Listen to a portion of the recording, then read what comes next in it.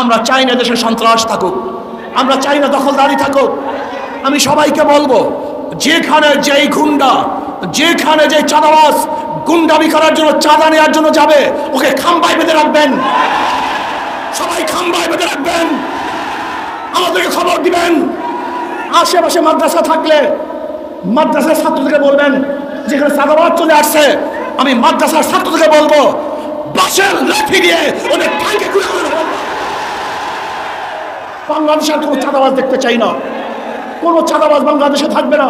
দেশের এই পর্যায়ে দেশ এবং জাতির উদ্দেশ্যে, গাজীপুরবাসীর উদ্দেশ্যে অত্যন্ত গুরুত্বপূর্ণ ভাষণ উপস্থাপন করবেন ইসলামী আন্দোলন বাংলাদেশের কেন্দ্রীয় সিনিয়র নায়েবে আমির, এদেশের লক্ষ কোটি শ্রমিক, যুবক, শ্রমিক, ছাত্রের হৃদয়ের স্পন্দন, দুর্নীতি এবং বৈষম্যের বিরুদ্ধে প্রচন্ড দ্রোহ, বিগত স্বৈরাচার পতন আন্দোলনের অন্যতম সিপাহসালার আপুসীন মজলুম জনতা শায়েখে চরমনাই মুফতি সৈয়দ মোহাম্মদ ফয়জুল করিম কাসেমী।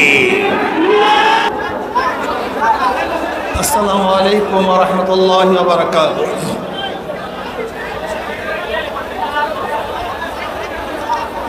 নাহমাদু ওয়া সাল্লি আলা রাসূলিল কারীম, আম্মা বাদ।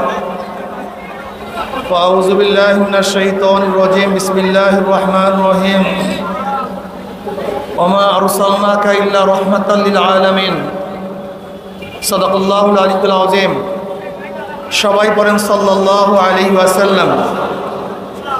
ইসলামী আন্দোলন বাংলাদেশ গাজীপুর জেলা ও মহানগর শাখা কর্তৃক আয়োজিত আজকে এই গণ সম্মেলনের সম্মানিত সভাপতি, কেন্দ্রীয় নেতৃবৃন্দ, সকল স্তরের জনমান ভাইয়েরা আমার, আল্লাহ পাকের শুকর, আল্লাহ পাক রব্বুল আলামিন আপনাকে আমাকে দামি এক মজলিসে, দামি এক উদ্দেশ্যকে নিয়ে সামনে এখানে আসার তৌফিক দান করছেন।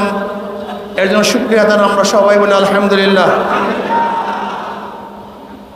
ইসলামী আন্দোলন বাংলাদেশ কি ও কেন, এই সম্পর্কে কম বেশি আমরা সবাই জানি। ইসলামী আন্দোলন বাংলাদেশ বিশ্বাস করে শুধু দেশ, দল এবং নেতা পরিবর্তনের মাধ্যমেই মানুষের শান্তি আসতে পারে না, মুক্তি আসতে পারে না। তারা বলেন এদের বারবার পরিবর্তন হয়েছে। এক সময় ব্রিটিশ থেকে আমরা দেশ স্বাধীন করেছিলাম, দ্বিতীয়বার ভারত থেকে পাকিস্তান নামে একটা দেশ স্বাধীন করেছিলাম, তৃতীয়বার পশ্চিম পাকিস্তান থেকে বাংলাদেশ নামে একটা দেশকে স্বাধীন করেছিলাম, আর চতুর্থবার 2024 5ই আগস্ট ফ্যাসিস্ট, খনি এবং দুর্নীতিবাজ শেখ হাসিনার কবল থেকে আমরা দেশকে চতুর্থবার স্বাধীন করেছি। আমরা বারবার দেশ স্বাধীন করেছি, কিন্তু মানুষের ভাগ্যের পরিবর্তন এখনো ঘটাতে পারি নাই। আমরা এদেশে আইয়ুব খানের শাসন দেখেছি, আমরা দেখেছি শেখ সাহেবের শাসন, আমরা দেখেছি জিয়াউর রহমান সাহেবের শাসন, আমরা দেখেছি সত্তার সাহেবের শাসন, আমরা দেখেছি এরশাদ সাহেবের শাসন, আমরা দেখেছি খালেদা জিয়ার শাসন, আর শেখ হাসিনার শাসন তো আমরা দেখছি, উৎখাত করেছি, বারবার নেতার পরিবর্তন করেছি, কিন্তু জনগণের এখনো ভাগ্যের পরিবর্তন হয় নাই। বহু দলের শাসন আমরা দেখেছি, দেখেছি আমরা মুসলিম লীগের শাসন, দেখেছি আমরা আওয়ামী লীগের শাসন, দেখেছি আমরা বিএনপির শাসন, দেখেছি আমরা জাতীয়বাদের শাসন, দেখেছি আমরা জোট সরকারের জন্য ডাস্টবিনে কাক কুকুরের সাথে লড়াই করছে। আজকে আমরা দেখছি বাংলাদেশের মানুষ আশরাফুল মাখলুকাত খোলা আকাশে নিচে শুয়ে আছে। আজকে আমরা দেখছি হাজারো মানুষ চিকিৎসার অভাবে ধুকে ধুকে মরছে। আজকে আমরা দেখছি হাজারো বিধবা ক্ষুধার তাড়নায় যন্ত্রণা ভোগ করছে। আজকে আমরা দেখছি হাজারো মিসকিন, হাজারো এতিম, হাজারো শিশু তারা ক্ষুধার্ত অবস্থায় ঘুমাচ্ছে।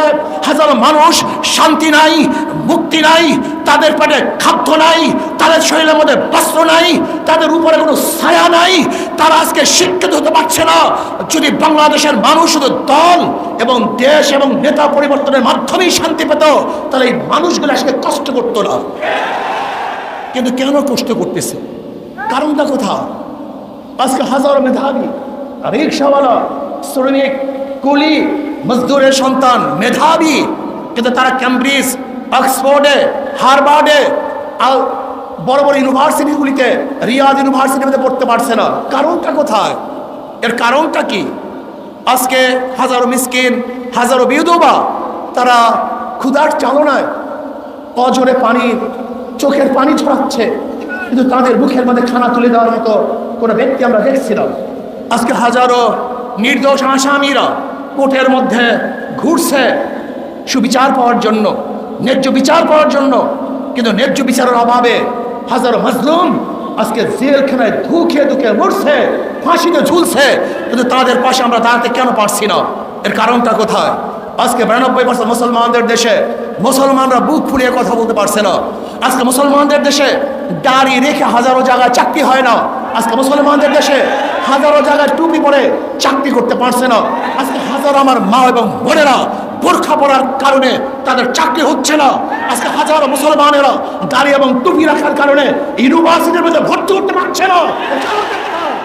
দেখতে হবে, বুঝতে হবে। আজকে জালেমরা ইসলামী ফুরবিয়ার নামে ইসলামকে ধ্বংস করার চক্রান্ত করতেছে, এটা আমরা বাংলাদেশের মানুষ মানতে পারি না। আমার যুবক বাবারা, তোমরা কি দেখেছো?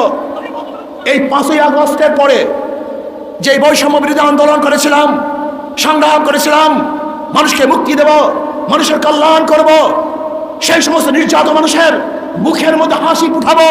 যারা ক্ষুধার্ত তাদের ক্ষুধা নিবারণ করব, যারা বস্ত্রহীন তাদের বস্ত্রের ব্যবস্থা করব, যারা গৃহহীন তাদেরকে গৃহের ব্যবস্থা করব, যারা অসুস্থ অবস্থায় চিকিৎসাবিহীন ধুকে ধুকে মরছে তাদের সুচিকিৎসার ব্যবস্থা করব। কিন্তু আমরা কি দেখলাম? আবারও লুট, আবারও দখলদারি, আবারও চাঁদাবাজি, আবারও গুন্ডামি, আবারও বদমাশি। এর জন্য ছাত্র জনতা জীবন দেয় নাই, এর জন্য ছাত্র জনতা রক্ত দেয় নাই, এর জন্য আমার ভাইয়েরা পঙ্গু হয় নাই। আমরা চাই না দেশে সন্ত্রাস থাকুক, আমরা চাই না দখলদারি থাকুক। আমি সবাইকে বলবো, যেখানে যেই গুন্ডা, যেখানে যে চাঁদাবাজ গুন্ডামি করার জন্য, চাঁদা নেওয়ার জন্য যাবে, ওকে খাম্বায় বেঁধে রাখবেন, সবাই খাম্বায় বেঁধে রাখবেন, আমাদেরকে খবর দিবেন। আশেপাশে মাদ্রাসা থাকলে মাদ্রাসার ছাত্রদেরকে বলবেন, যেখানে চাঁদাবাজ চলে আসছে, আমি মাদ্রাসার ছাত্রদেরকে বলবো, বাঁশের লাঠি দিয়ে ওদের ঠাইকে ঘুরে ঘুরে। বাংলাদেশের কোনো চাঁদাবাজ দেখতে চাই না, কোনো চাঁদাবাজ বাংলাদেশে থাকবে না। আজকে মাদ্রাসার ছেলেরা, তোমরা মুজাহিদ, তোমরা সাহসী, তোমাদের বুকের মধ্যে কলিজার মধ্যে ঈমান লালন করো, তোমরা নির্ভীক। তোমরা কাকে ভয় করবা? মুসলমান মুমিন একমাত্র আল্লাহ, কাউকে ভয় করে না। একমাত্র মুমিন ভয় করে কাকে? ওয়ালা তাখশাউন নাস ওয়াখশাউনি। আমরা কাউকে ভয় করি না, একমাত্র ভয় করি কাকে? ইসলাম যদি ক্ষমতায় চলে আসে কি হবে? সবার মধ্যে সাম্যতা সৃষ্টি হয়ে যাবে, সবার অধিকার ফিরে পাবে। মুসলমান, হিন্দু, বৌদ্ধ, খ্রিস্টান, বাংলাদেশের কুলি, তাঁতি, মজুর, জেলে, নেতর, ঋষি, কামার, শ্রমিক, মজদুর, প্রত্যেকটা মানুষ, পুরুষ হোক মহিলা হোক, তাদের অধিকারকে ফিরিয়ে দেব। এবং দেওয়ার মতো একমাত্র নীতি আদর্শ হল ইসলাম। ইসলামের বাহিরে দ্বিতীয় কোনো নীতি আদর্শ মানুষকে কল্যাণ করতে পারে না। আমি আমার জ্ঞানী ভাইদেরকে বলবো, তবে ইসলামকে বাদ দিয়ে এই 53 বছর পর্যন্ত গণতন্ত্রবাদ, সমাজতন্ত্রবাদ, গণতন্ত্রবাদ, জাতীয়তাবাদ আর ধর্ম নিরপেক্ষতাবাদের মাধ্যমে মানুষকে বারবার মিথ্যা শ্বাস দিয়েছ, মানুষকে বারবার মিথ্যা দমন করেছ যে এই নীতি আদর্শের মধ্যে মানুষের শান্তি। কিন্তু আমরা কি দেখলাম? এই 53 বছরের মধ্যে গণতন্ত্রবাদ, সমাজতন্ত্রবাদ, জাতীয়তাবাদ আর ধর্মনিরপেক্ষতাবাদ মানুষের শান্তি দিতে পারে নাই। আমরা দেখেছি সোনার বাংলা, আমরা দেখেছি নতুন বাংলা, আমরা দেখেছি সবুজ বাংলা, আমরা দেখেছি ডিজিটাল বাংলা, এবার দেখবো ইসলামী বাংলা ইনশাআল্লাহ। ডিজিটাল বাংলা মানুষকে শান্তি দিতে পারে নাই, নতুন বাংলায় মানুষকে শান্তি দিতে পারে নাই, সবুজ বাংলায় মানুষকে শান্তি দিতে পারে নাই। আসো এবার সম্মিলিতভাবে ইসলামী বাংলা করব, যেই বাংলায় প্রত্যেকটা মানুষের অধিকারকে ফিরিয়ে দিবে, সমস্ত মানুষ শান্তি ভোগ করতে পারবে ইনশাআল্লাহ।